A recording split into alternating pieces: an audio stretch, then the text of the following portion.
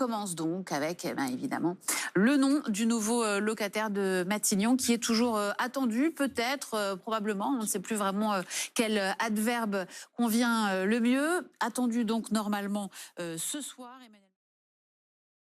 Conséquence de la vacance gouvernementale, la protestation sociale menace de s'intensifier.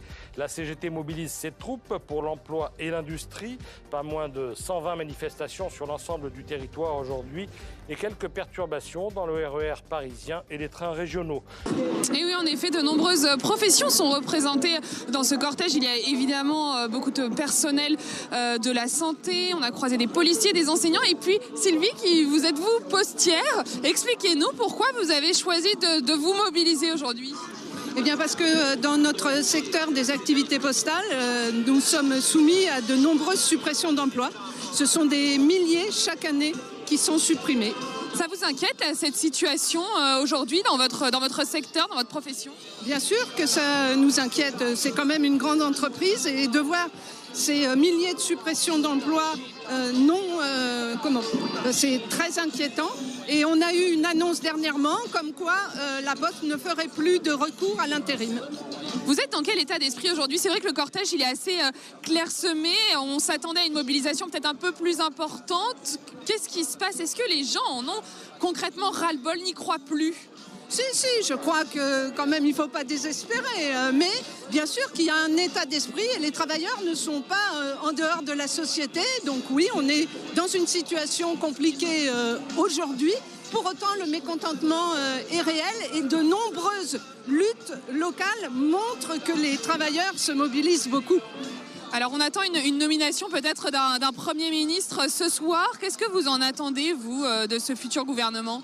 Eh bien, pour nous, quel que soit le Premier ministre, j'ai envie de dire, si les travailleurs ne se mobilisent pas dans l'action, par la grève et dans les manifestations, quelle que soit la couleur politique du Premier ministre, très honnêtement, ça ne les fera pas reculer.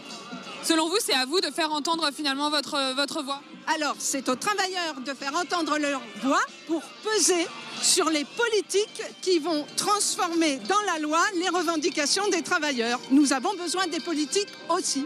Quant aux agriculteurs, toujours vent debout contre l'accord de libre-échange avec les pays du Mercosur, ils menacent de poursuivre leurs actions, y compris pendant les vacances de Noël. Oui, je suis en compagnie de Malika, qui est donc aide-soignante. Malika, expliquez-nous pourquoi vous avez choisi aujourd'hui de vous mobiliser, d'être donc dans la rue. Pas seulement aujourd'hui, toutes les mobilisations, je suis présente parce que voilà, je suis soignante depuis 30 ans et je me rends compte de la dégradation de nos conditions de travail et que aussi aujourd'hui les financements dans les hôpitaux sont insuffisants et aujourd'hui ils nous amènent vraiment une dégradation de nos conditions de travail pour tous les professionnels de la santé et ainsi une défaillance sur la prise en charge des patients et des résidents qu'on soigne dans les EHPAD. Qu'est-ce que vous demandez aujourd'hui concrètement? Bon, moi, ce que je demande au gouvernement, c'est vrai que j'ai pas beaucoup d'espoir, comme beaucoup de monde.